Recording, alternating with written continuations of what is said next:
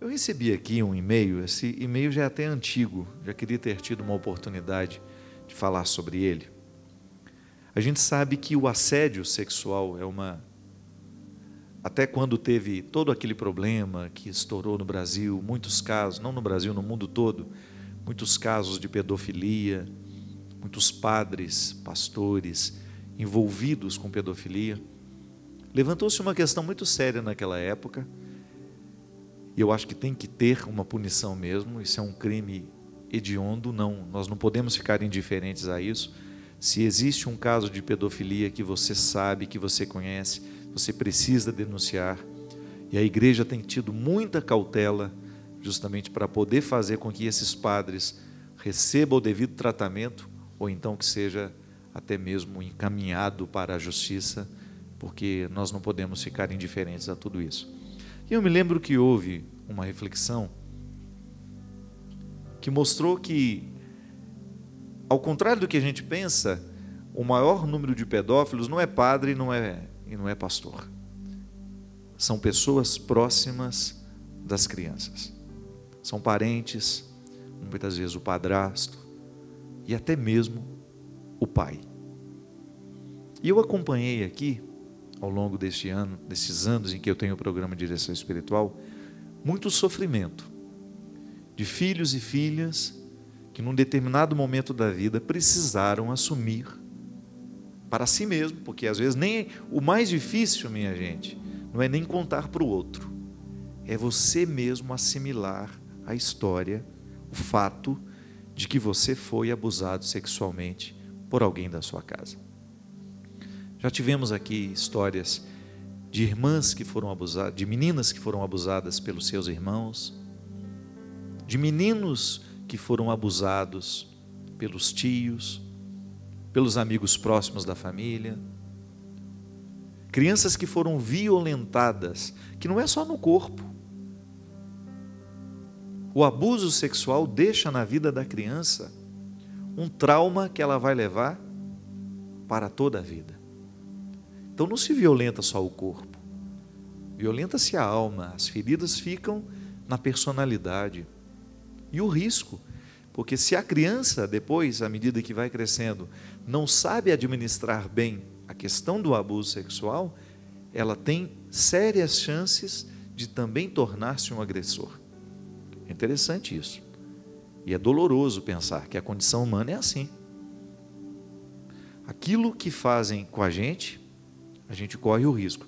Se não souber administrar bem o trauma que ficou, a gente tende a repetir o comportamento com outras pessoas. A psicologia nos ensina que é uma maneira que a pessoa tem de fazer justiça a si mesma. Inconsciente. É um processo inconsciente. Nem sempre nós sabemos por que a gente está fazendo isso.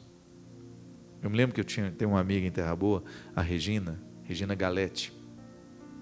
E uma vez a gente conversando sobre coisas assim, como educar o filho. A Regina é uma mãe muito responsável, né? Esposa do Laércio. Teve 2 filhas bonitas, muito, muito bonitas as meninas dela.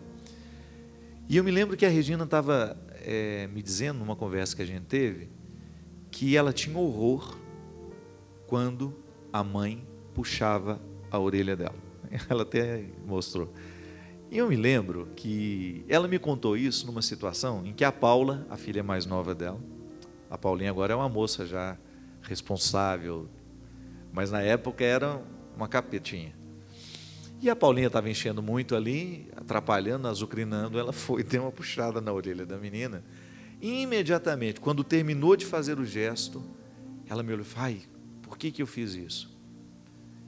Era a coisa que eu mais tinha ódio que a minha mãe fizesse comigo, era puxar a minha orelha daquele jeito.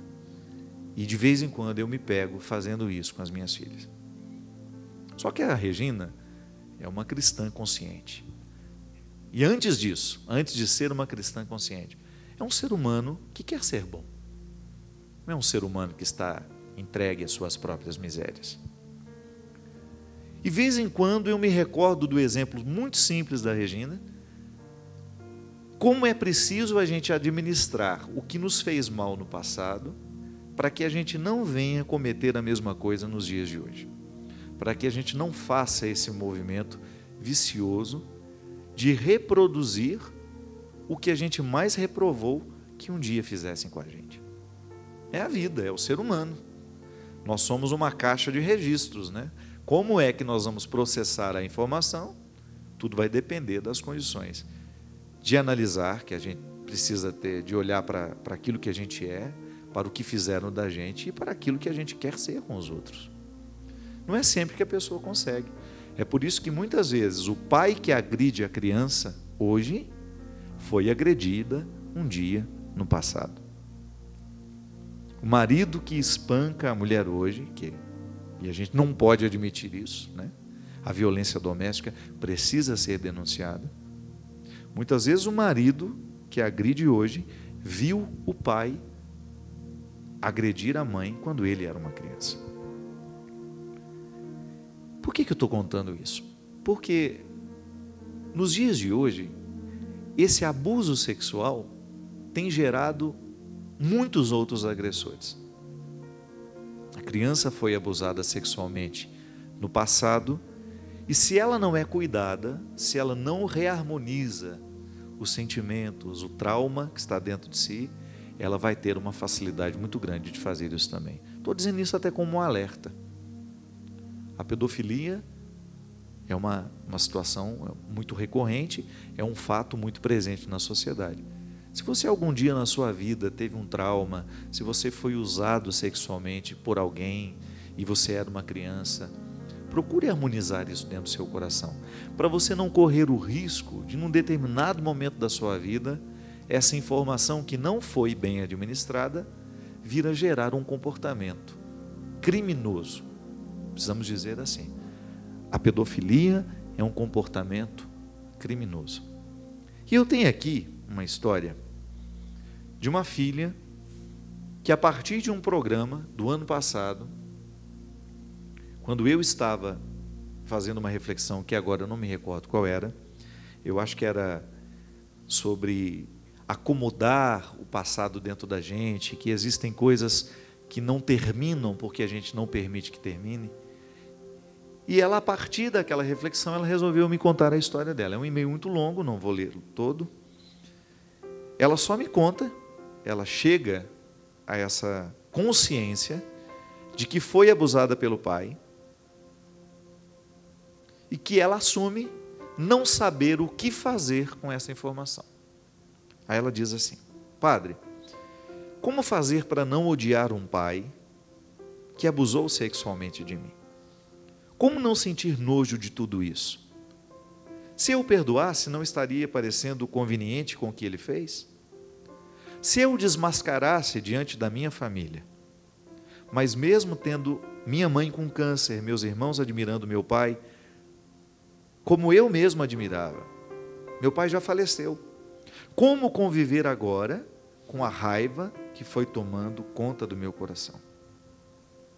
Padre, todas essas perguntas foram me machucando e me afastando de Deus. Eu que por 3 meses fiquei todas as noites acordada, com ele ao meu lado, quando o câncer o atacou, era eu, padre, que aguentava tudo firme ao lado do meu pai, pois ele não podia dormir nem um segundo da noite. E aí, eu ficava ao lado dele e vi minha vida se despencar por estar naquela situação. Ele morreu nas minhas mãos. E nunca, durante todo aquele processo da doença, nunca me pesou estar ao lado dele. Mas de repente, essa revolta visita o meu coração. Tentei manter a alegria muitas vezes, mas nem sempre consegui. Estou me tornando amarga. Eu sei que ele já morreu, mas as perguntas ficaram. Por que meu pai fez isso comigo? Eu não sei, padre, o que fazer com essas perguntas. Eu não sei como acomodar essa história dentro de mim. E aí, ela continua fazendo uma reflexão, continua fazendo perguntas, girando em torno dessa dificuldade de acomodar esse passado dentro do coração dela. Minha gente,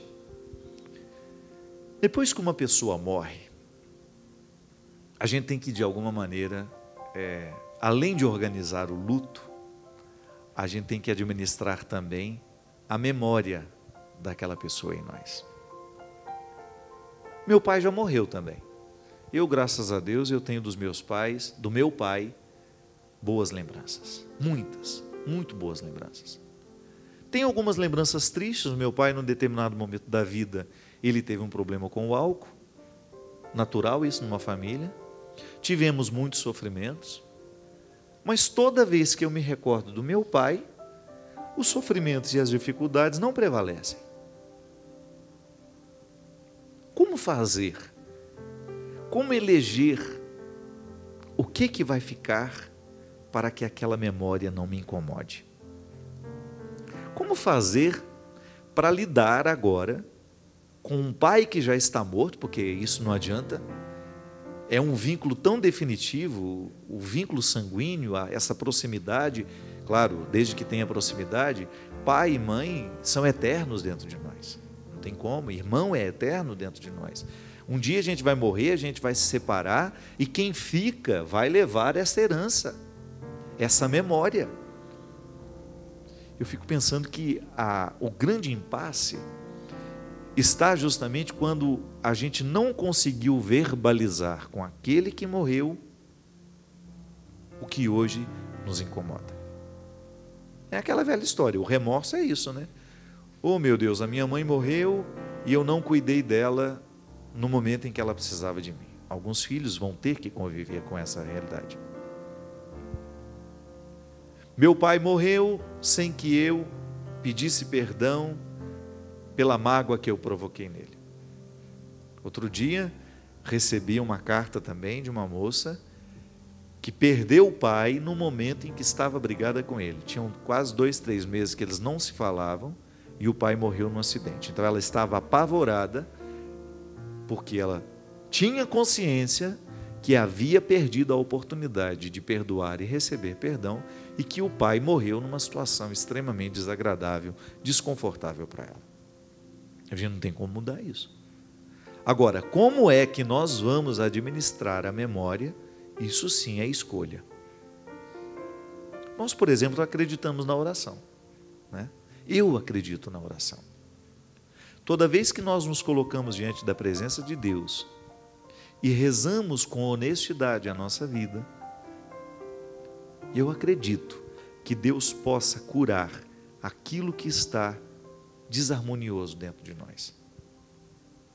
Minha filha, coloque-se diante de Deus e a primeira coisa que você precisa pensar é: sem perdão, ninguém consegue reorganizar a memória.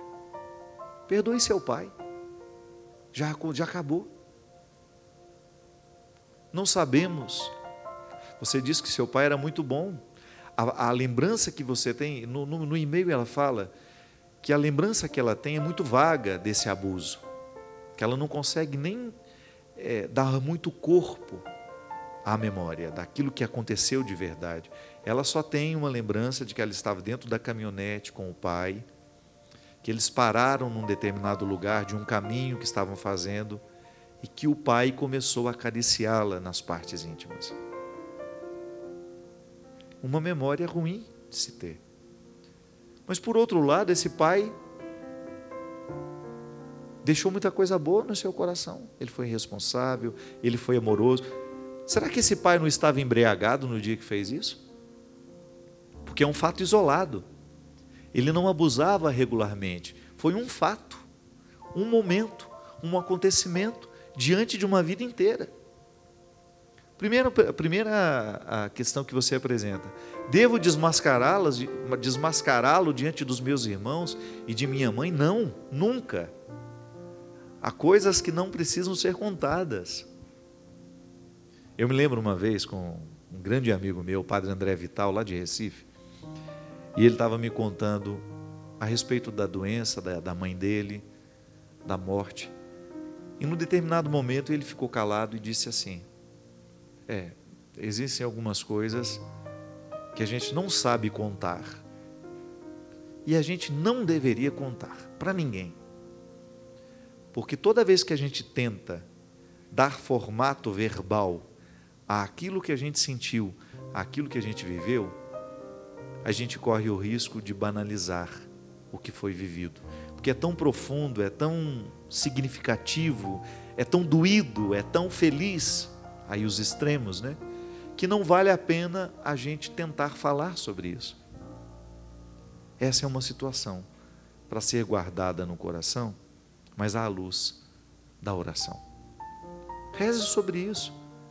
Peça que Deus venha apagar essa lembrança que você tem daquele acontecimento, daquele fato, que nem você ao certo sabe quando e como foi. Peça que Jesus lhe dê condições de substituir esse sentimento que lhe ocorreu, né? Que o inconsciente é assim. Ele fica pressionado com aquilo que o faz sofrer, e aí ele joga para fora de vez em quando. O sonho é uma oportunidade que o inconsciente tem de jogar fora tudo que o pressiona. Por isso que às vezes a gente sonha tantos absurdos, né? Eu me lembro de uma vez, eu trabalhava no seminário Terra Boa. Eu senti tanta raiva de um menino lá, um seminarista, durante o dia, por causa de um acontecimento que ele fez comigo, que à noite eu sonhei que eu tinha arrancado a cabeça dele. Peguei um facão no sonho e dei uma... igual você corta uma cana. E no sonho eu fiquei satisfeitíssimo. Ainda dei um chute na cabeça dele do lado, passei, o menino, eu lembro direitinho, eu ia passar do refeitório que a gente tinha para uma escada que a gente saía, no outro prédio do seminário. No sonho eu tinha encontrado ele, tirei o facão e cortei a cabeça dele e passei como se nada, feliz da vida. No outro dia, quando eu acordei, um peso, uma coisa horrível, que é um sentimento como se você tivesse matado mesmo, né? Eu sou assim, o sonho me afeta muito. Mas aí eu fiquei, gente, que bobagem, é o inconsciente. Senti tanta raiva do menino, que como eu não tive coragem de xingar e de falar nada, guardei, aí o inconsciente libera assim. A vida é assim. Nós o tempo todo estamos querendo expulsar o que nos magoou, o que nos foi pesado. E às vezes aquilo que a gente expulsa, nos agride muito. Então por isso, tente administrar as imagens, as cenas que machucaram a sua vida, a partir da oração. Na renovação carismática eu aprendi uma coisa muito bonita, que é a oração de amorização. Padre Alírio Pedrini, um padre da Congregação do Sagrado Coração de Jesus, muito espiritualizado, escreveu muito sobre isso. O que é rezar a oração de amorização? É você pegar tudo aquilo que na sua vida foi pesado, foi desagradável, pessoas que machucaram você, e você colocar-se em oração, através da lembrança, da memória, porque nós somos criativos, né? Nós temos capacidade de imaginar, de você imaginar-se diante daquela pessoa e você conversar com ela num estado de oração. E o que pede a oração de amorização? Que a gente tenha essa liberdade interior de perdoar o outro por tudo aquilo de errado que ele fez com a gente. Gente, isso dá tanto efeito. Eu preguei muitos retiros sobre isso. Já vivi muito isso na minha vida. Eu não gosto de levar pesos no meu coração. Toda vez que alguma coisa está sendo pesada para mim, eu faço questão de dar um jeito, porque eu não acho que é justo. Não é justo a gente ficar levando pesos. Não, essa vida precisa ser vivida com leveza. E a oração nos ajuda a alcançar essa leveza. Faça isso, minha filha. Seu pai já se foi. Foi um fato que aconteceu que você não tem como modificar. Ele foi importante para você. Tanto foi que você cuidou dele até o final. Não permita que esse acontecimento desagradável, criminoso da parte do seu pai, venha pesar nesse momento, porque é inalterável. Você não tem o que fazer. E é sempre bom, toda vez que a gente não tem o que fazer, a gente viver a paz, a gente buscar a paz. A luta precisa ser constante na nossa vida. Posso modificar o fato? Posso perguntar sobre o que afinal de contas aconteceu? Se não, só nos resta pedir a Deus que nos ajude a acomodar aquele fato desagradável no lugar do nosso coração, para que a gente possa continuar em paz a nossa vida. Cristian, muito obrigado pela sua presença, né? Hoje eu comecei o programa, nem lhe cumprimentei, né? Obrigado mais uma vez por estar aqui comigo. Fazer a reciclagem do nosso coração é muito importante. Pode ser que você também tenha aí os seus pesos, né? Todo mundo tem. Pode ser que você tenha um detalhe da sua vida, um fato, um acontecimento, uma pessoa que seja pesada para você. É bom a gente poder consertar a vida. Vou dizer uma coisa que me aconteceu lá no Botifé, aquele acontecimento de Natal. Eu fui para lá com muita dificuldade para encontrar o padre Marcelo Rossi. Foi a primeira vez, depois de toda aquela confusão que vocês viram, de coisas que falaram que ele falou, que depois disseram que eu disse também. E aquilo estava sendo tão pesado para mim, gente, foi tão doído na época, ouvir o que eu ouvi. E eu não queria mesmo encontrar o padre Marcelo Rossi. Um mecanismo de defesa, né? E qual foi a minha surpresa? Dei uma fugidinha dele lá e ele veio atrás de mim, me abraçou. E na hora que ele me abraçou, foi como se tivesse retirado um peso muito grande de mim. Por que eu estou dizendo isso? Porque depois do evento, o padre Marcelo me ligou, conversamos demoradamente. Eu tive a oportunidade de dizer a ele que realmente fiquei chateado. Mas ao mesmo tempo eu tive a oportunidade de fazer o que nós precisamos, porque somos cristãos, fazer o tempo todo. Nós não temos que deixar prevalecer as nossas diferenças. Nós não temos que levar dentro do coração os pesos das mágoas, dos ressentimentos. Imagina, se eu quero levar dentro do meu coração o rancor de um homem que é consagrado como eu, não quero, definitivamente não quero. E sei que o padre Marcelo também naquele momento estava, padre Fábio, pelo que dissemos, pelo que não dissemos, pelo que fomos mal interpretados, porque a mídia é cruel, e foi muito ruim, eu nunca falei sobre isso publicamente, não achei necessário até o dia de hoje, porque eu não gostaria de expor o padre Marcelo, mas foi muito ruim o que a mídia quis fazer conosco. Como se nós dois fôssemos duas crianças que estivéssemos discutindo em público o que deveria ser discutido em particular. Naquele momento, o padre Marcelo me concedeu a graça de julgar um peso fora. Eu não quero ficar assim com receio de encontrar um padre como eu. Não vale a pena, minha gente. Por que eu estou dando esse exemplo? Primeiro, porque é um testemunho que eu quero dar, agradecer ao padre Marcelo, o carinho que ele teve comigo, a oportunidade que teve de quebrar aquele gelo, aquela situação desagradável, que eu estava com muita mágoa dele mesmo, estava mesmo, não queria nem chegar perto, e ele veio na minha direção e disse o que precisava dizer e me ouviu. Eu digo isso porque essa é a nossa condição humana. Eu agradeço a ele por ter me dado a oportunidade de ser mais leve. Falei com ele no telefone. Padre, muito obrigado, porque o Senhor me deu a oportunidade de jogar fora um sentimento estragado que eu estava levando dentro de mim. Que testemunho bonito, não é? Da parte dele, e acho que também da minha parte, de nós termos essa disposição de olhar nos olhos e de dizer, de conceder perdão, de pedir perdão, de reconhecer que a gente erra. Pode ser que você também esteja vivendo uma situação assim. Pode ser que você esteja precisando se reconciliar com o seu coração. Mas para reconciliar-se com o seu coração, você precisa passar pela reconciliação com o outro. Não perca tempo, não. Foi Jesus que nos ensinou que toda vez que o nosso coração está machucado, magoado, que toda vez que alguém nos ofende, nós precisamos olhar nele. Precisamos ter os olhos nele e ter a mesma atitude que ele teria se estivesse aqui, como podemos estar. Faça isso. Faça esse bem a você. Perdoe.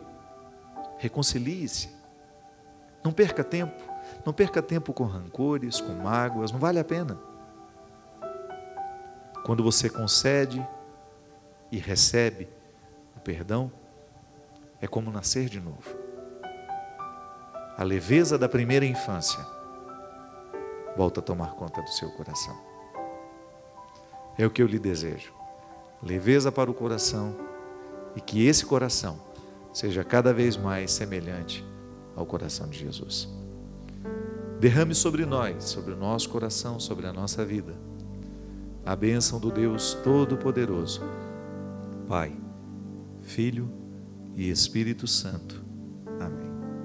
Até a semana que vem, se Deus quiser. Sou humano demais para compreender, humano demais para entender este jeito que escolheste de amar quem não merece.